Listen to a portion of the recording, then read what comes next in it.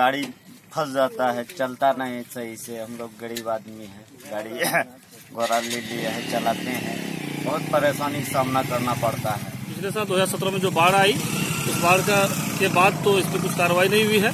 कई काम विकास का अभी हुआ है, लेकिन कई काम बाकी भी है। और जो बाकी है उन लोगों से जरूर हम कहना चाहेंगे आपके माध्यम से कि आने वाला दिन में निश्चित रूप से वो पुल बनेगा और हमारी सरकार बनाएगी। और जो अभी है वर्तमान में सांसद और विधायक, उनका जवाबदेही है, उनको करना चाहिए काम।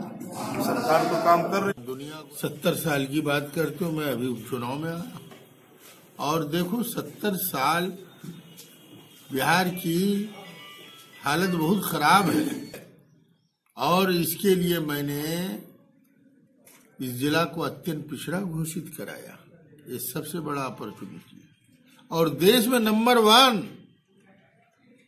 स्वास्थ्य के मामले में, शिक्षा के मामले में, सड़क के मामले में, बिजली के मामले में बड़ा पिछड़ा है ये इलाका।